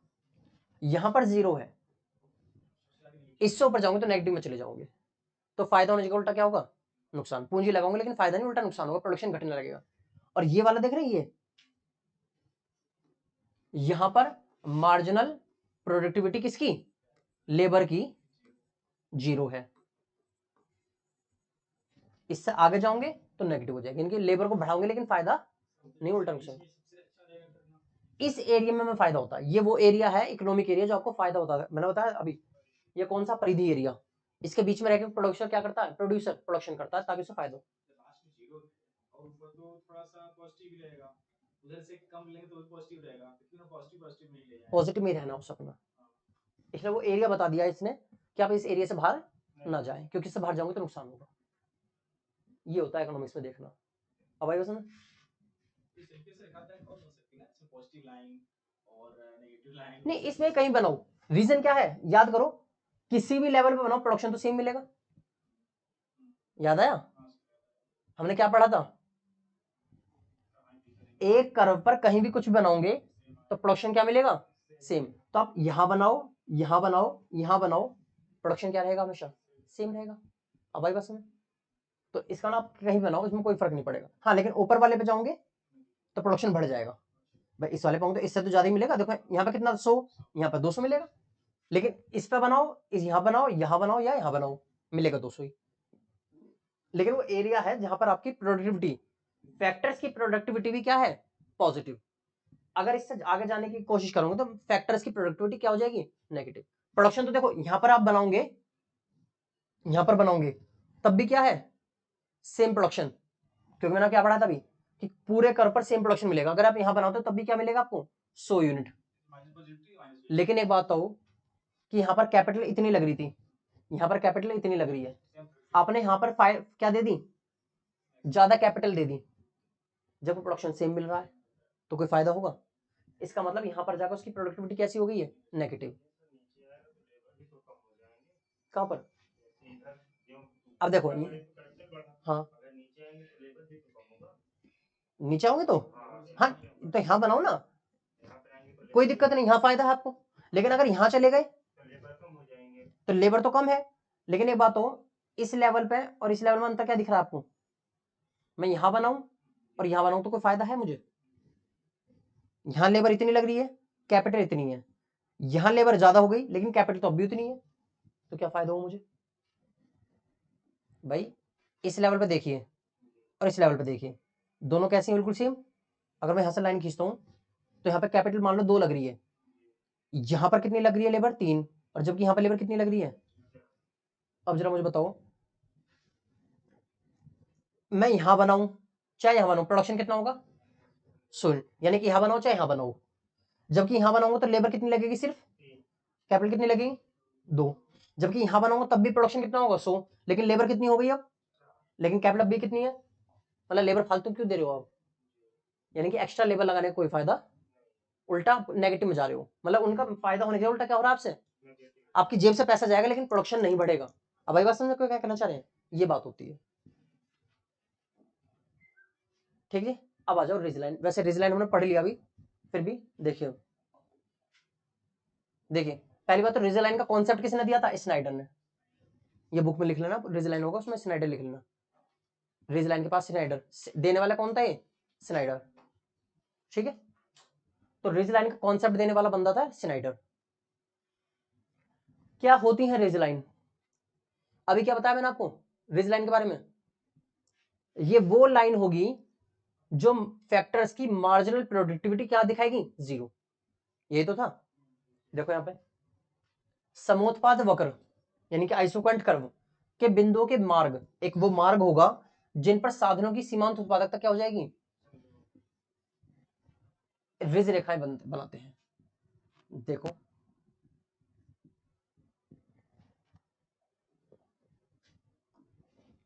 ये मार्ग यहां पर कैपिटल की क्या है? यहां पर कैपिटल की मार्जिन प्रोडक्टिविटी क्या है? 0। यहां पर इस वाले कर्व पे यहां पर क्या है? कैपिटल की 0। यहां पर क्या है? 0। यहां पर क्या है? 0। यानी कि एक ऐसा मार्ग जो फैक्टर की मार्जिन प्रोडक्टिविटी क्या दिखा रही हो? 0। ऐसा मार्ग जो फैक्टर की मार्जिन प्रोडक्टिविटी क्या दिखा रही हो? 0।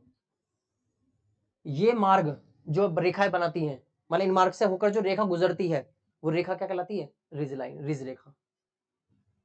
तो फैक्टर्स के लेबर और कैपिटल, फैक्टर्स के मार्जिनल प्रोडक्टिविटी जहां पर क्या हो जाए? 0 हो जाए, उन मार्ग से होकर जो रेखा गुजरेगी उस रेखा को क्या बोलते हैं? रिज रेखा। उस लाइन को बोलते हैं रिज लाइन। तो देखो यहां पर इसकी फैक्टर, इस फैक्टर की मार्जिन प्रोडक्टिविटी क्या है? 0। इससे नीचे रहूंगे पॉजिटिव, इससे ऊपर जाओगे नेगेटिव। यहां पर लेबर की मार्जिन प्रोडक्टिविटी क्या है? 0। इससे बाहर जाओगे नेगेटिव, इससे अंदर आओगे पॉजिटिव। और इस रेखा, इस पॉइंट से होती हुई अगर क्या खींच दो, इस मार्ग, ये मार्ग ही तो एक तरह का, इस मार्ग से होते हुए अगर एक लाइन खींच दोगे तो ये लाइन क्या कहलाएगी? Ridge line. अब भाई बस, तो ये मेरा कॉन्सेप्ट था।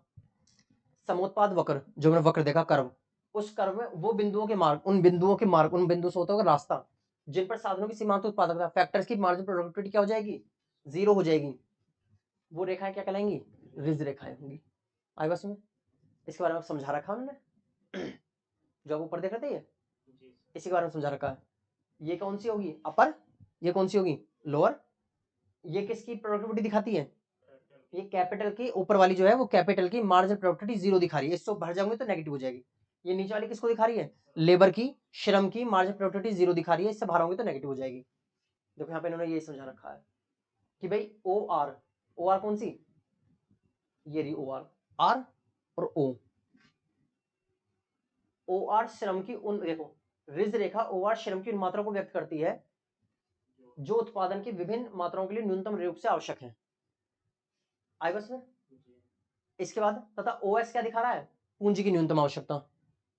ओ आर रेखा को पूंजी रिज रेखा अथवा ऊपरी रिज रेखा बोलोगे आप, बोलो ऊपरी बोलोगे इसको, तो ऐसा पूंजी रिज रेखा बोल दो, कैपिटल रिज लाइन, और नीचे वाले को क्या बोल दो? Labour ridge line. या ऊपर वाली लाइन ऊपरी ऊपरी और नीचे वाली को निचली। और यहाँ पे क्या कह सकते हो? रिज रेखा यानी कि रिज लाइन ओ आर के विभिन्न बिंदुओं पर, जैसे ए बी सी डी पर पूंजी की उत्पादकता कितनी होगी? 0। और इस ओ एस पर क्या होगी? लेबर की 0 हो जाएगी। देखो ये ओ आर पे ए बी सी डी जो है, यहाँ पे कैपिटल की उत्पादकता क्या है? 0। और ई एफ जी एच पे क्या है? लेबर की उत्पादकता क्या है? 0 है। क्लियर? ये होती है रिज लाइन। यहाँ तो कोई दिक्कत? चलिए भाई,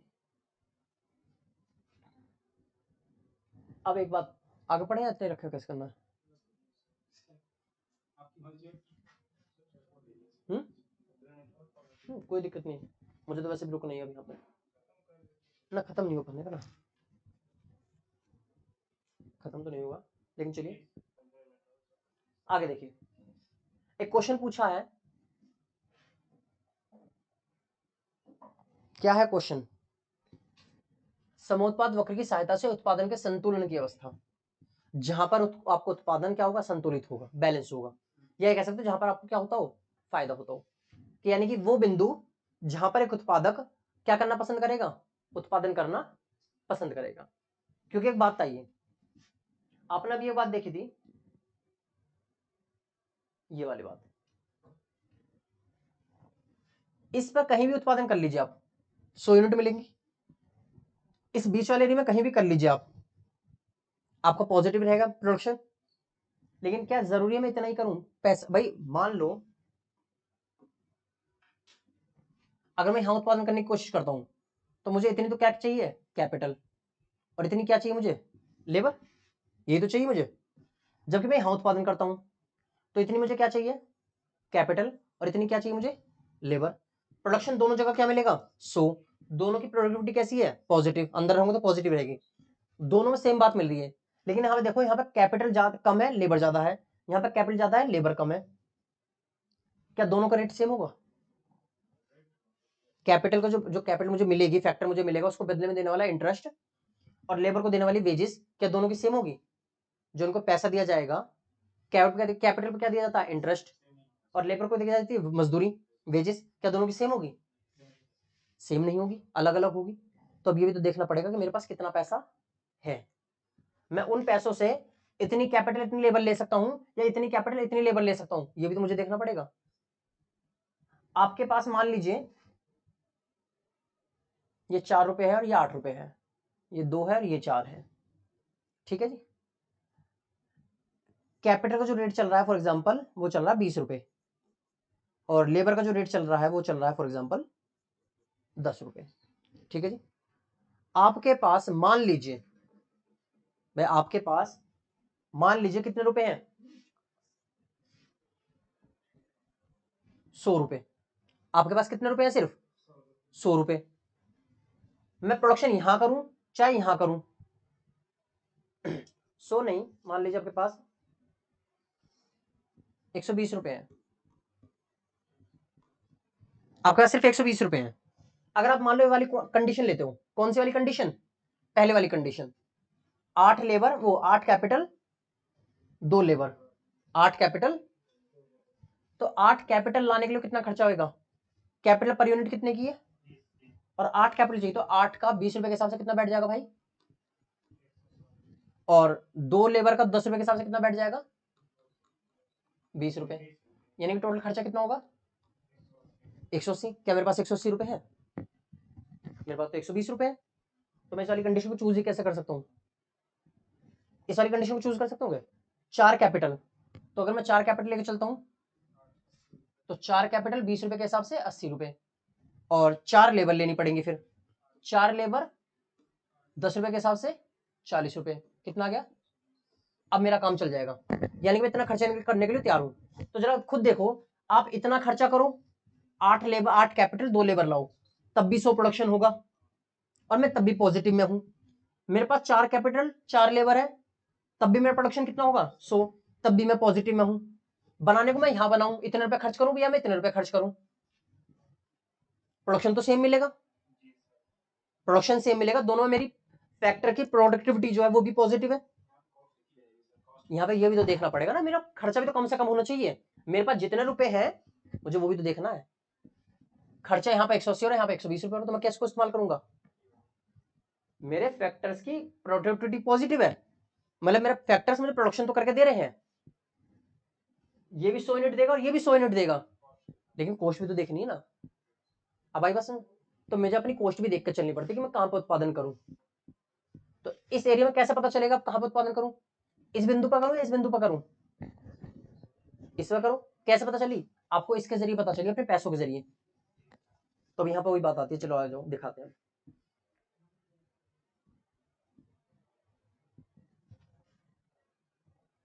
देखो, प्रत्येक उत्पादक जो प्रोड्यूसर होता है, विभिन्न संयोजन साधनों के समस्या के इस प्रकार से रचना करना चाहता है कि उसकी एक दिए हुए स्तर के उत्पादन की कुल लागत क्या हो। यही तो बात थी।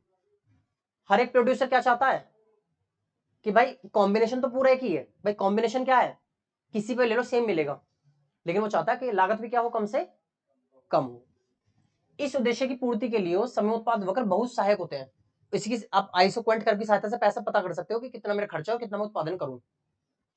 वास्तव में एक निश्चित स्तर के उत्पादन को प्राप्त करने के लिए उत्पादक के समक्ष कई वैकल्पिक साधन होंगे, मतलब उसके पास कई क्या है, कई कॉम्बिनेशन, जैसा भी देखा था ए बी सी डी, कई सारे कॉम्बिनेशन है, लेकिन आप इस्तेमाल किसी को भी कर सकते हो। समोत्पाद वक्र उत्पादक को एक ऐसा कॉम्बिनेशन देने में सहायक होगा जिससे वह न्यूनतम लागत पर अधिकतम उत्पादन कर सके। ये तो बात थी, जितना आपके पास पैसा है उससे आप ज्यादा से ज्यादा उत्पादन कर पाओ।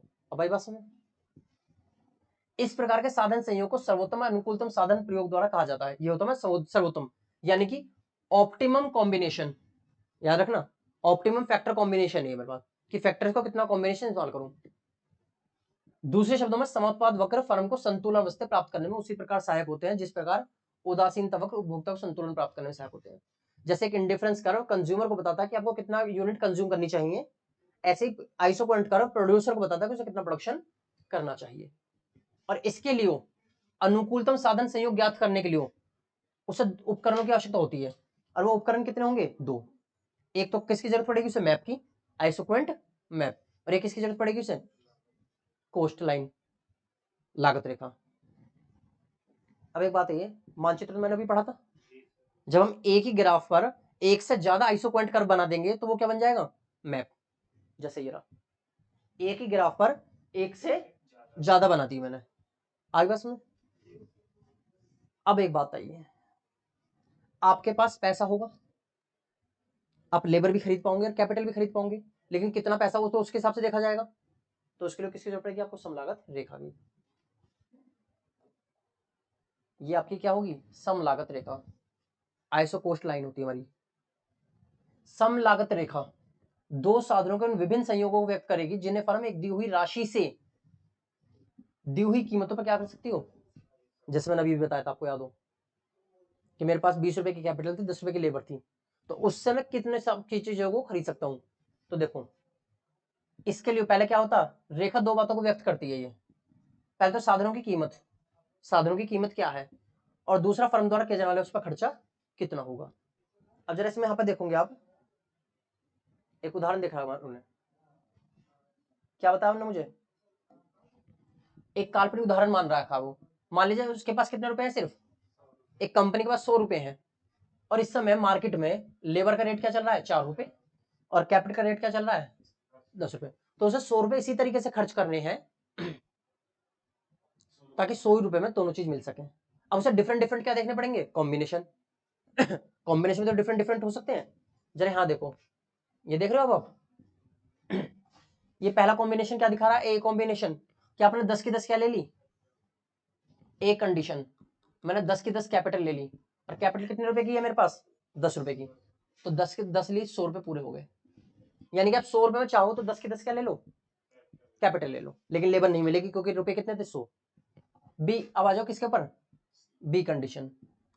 बी कंडीशन क्या दिखा रही है, क्या 25 क्या ले लो लेबर, लेकिन कैपिटल फिर क्या लेनी पड़ेगी, 0। रीजन, क्योंकि 25 कैपिटल अगर लेबर ले ली मैंने, ये लेबर है और ये कैपिटल, तो अब देखोगे 4 रुपए के हिसाब से यहाँ पे 100 रुपए हो जाएंगे, यानी कि 100 रुपए खत्म हो जाएंगे, आपको कैपिटल खरीदने के लिए पैसा बचेगा ही नहीं। सी की बात करूं तो सी में क्या होगा, मैं कैपिटल भी ले पाऊंगा और मैं लेबर भी ले पाऊंगा। कितनी ले पाऊंगा भाई, यहाँ पर कैपिटल कितनी है, 8, तो 8 पर 20 रुपए के हिसाब, 10 रुपए के हिसाब से 80 रुपए, और यहाँ पर लेबर कितनी है मेरे पास, 5, 5 पर 4 रुपए के हिसाब से 20 रुपए, हो गए 100 रुपए। ये भी खरीद सकता हूं मैं। तो आप क्या देख रहे हो, ऐसी क्या होगा, डी, ऐसी क्या होगा, ई। यानी कि आपको इससे बात हो, ये लाइन आपको क्या दिखा रही है,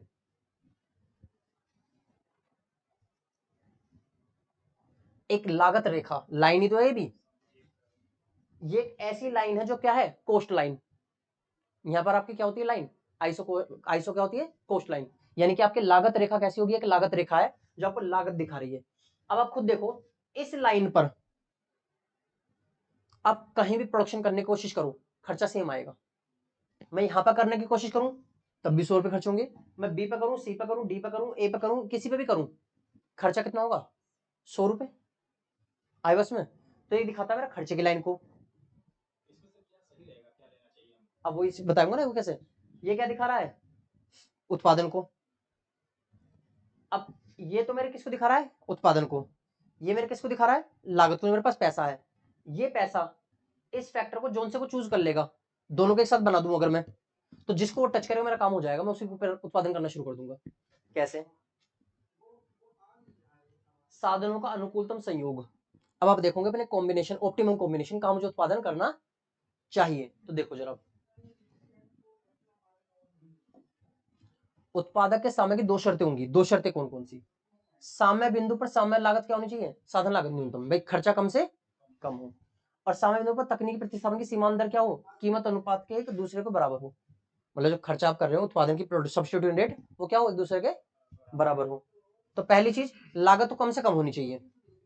जरा देखो, ये देख रहे हो, ये है आपके पास। अब क्या लिखा है, एक फर्म के पास 100 इकाई है, भाई फर्म को कितना उत्पादन करना है, 100 यूनिट का। इसके लिए फर्म को समुत्पादन आईक्यू है उसके पास, ये आईक्यू कर्व बना हुआ है, आइसोक्वेंट कर्व। वस्तु की 100 इकाइयों को उत्पादन करने के लिए उससे किसी भी साधन का प्रयोग, वो चाहे ए पे बनाए, चाहे ई पे बनाए, चाहे बी पे बनाए, किसी भी उत्पादन, भाई ए पे करेगी तब भी 100 यूनिट मिलेंगी, ई पे करेगी तब भी 100 मिलेंगी, बी पे करूंगी आगे।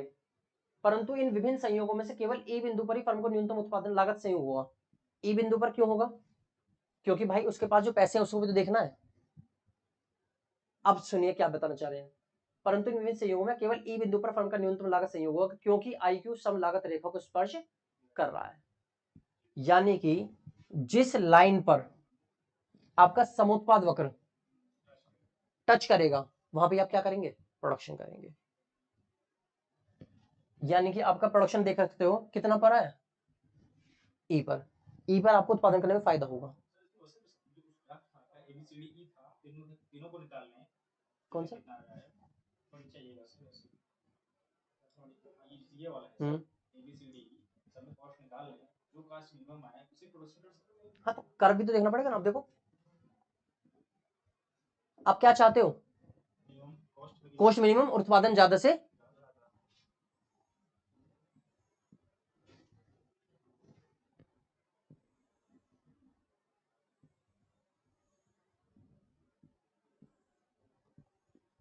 ये था कर्व बने हुए कई सारे, 100 unit, 200 unit, 300 unit, 400 unit.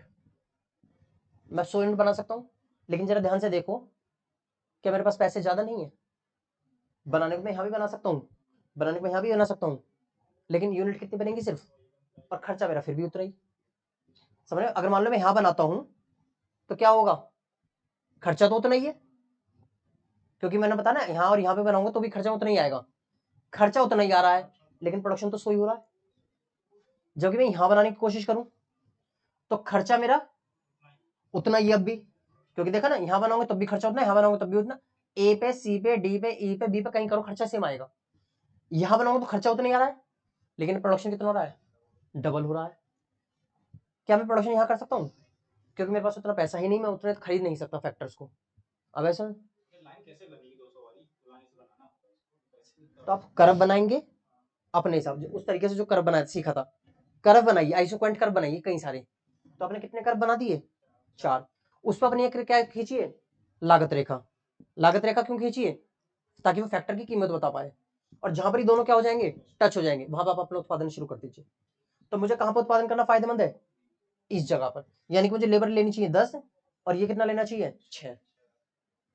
6 capital लूंगा तो 10 रुपए के हिसाब से 60 रुपए, और 4 लेबर लूंगा, 4 नहीं 10, 10 लेबर लूंगा 5 रुपए के हिसाब से, तो कितना होगा, कितने का रेट था, 4 रुपए का, 4 रुपए का रेट था, तो 40 रुपए, 100 रुपए में 200 का उत्पादन, उत्पादन भी अधिक से अधिक, कॉस्ट भी अपनी कम से कम। मतलब जितनी मेरे पास कॉस्ट है उसी कॉस्ट में ज्यादा आप क्या कर पाएंगे, उत्पादन। इसमें कई सारे कर्व क्यों दिखाए जाते हैं, ताकि वो जिसको टच करेगी मेरी कॉस्ट लाइन, मैं उसी पर उत्पादन करना शुरू कर दूंगा। क्योंकि अगर मैं सोचो मैं सिर्फ एक कर्व बनाता हूं, तो क्या मुझे पता चलती 200 को टच करेगा, नहीं करेगा। मान लो मैं 100 वाली बना के छोड़ दूं, तो मैं क्या पता 200 फायदा होगा, नहीं होगा। आपको मैप बनाना है, कई सारी लाइन कर्व बनाने हैं, और उस पर अपनी कोस्ट लाइन बना दो, जहां पर आपकी कोस्ट लाइन टच कर जाए वहीं पर उत्पादन शुरू कर दो। यानी कि ये लाइन आपको बता रही है अब कि मैं यहां पर उत्पादन करूंगा, ताकि मेरी दी हुई कीमत में अधिक से अधिक प्रोडक्शन, क्योंकि इससे ज्यादा मैं प्रोडक्शन कर नहीं सकता। क्योंकि मेरे पास पैसा नहीं, और इससे कम करने का कोई फायदा नहीं, क्योंकि पैसा तो है लेकिन प्रोडक्शन कम है। अब आई बात समझ यहाँ पे? तो इसको एक बार हम क्या करेंगे, फिर अब एक बार घर में पूरी थ्योरी रीड करेंगे। ये सामने बता रखी कंडीशन उन्होंने, ठीक है ना, देख रहे हैं ना, कई सारे कर बनाए, 3 कर बनाए, 100 200 300, अपनी एक लागत क्या खींची, लागत रेखा खींची, जहां पर उसने टच कर दिया वहीं उत्पादन करना शुरू। अब आई बात समझ? चलिए अब बाकी काम उस दिन करेंगे, अगले दिन। चलिए उस पर डाल दूंगा मैं, आपके ग्रुप पर डाल दूंगा इस PDF। हाँ सेम तो नहीं है, थोड़ा बहुत अंतर हो सकता है, लेकिन हाँ सारी चीज मिली होंगी ना इसमें, तो इसमें सारी चीज चैप्टर है तो सब मिला होगा। देखो तो है, जितने पढ़ाए सब सेम लिखा है, जरा देखो, निशान लगाया है।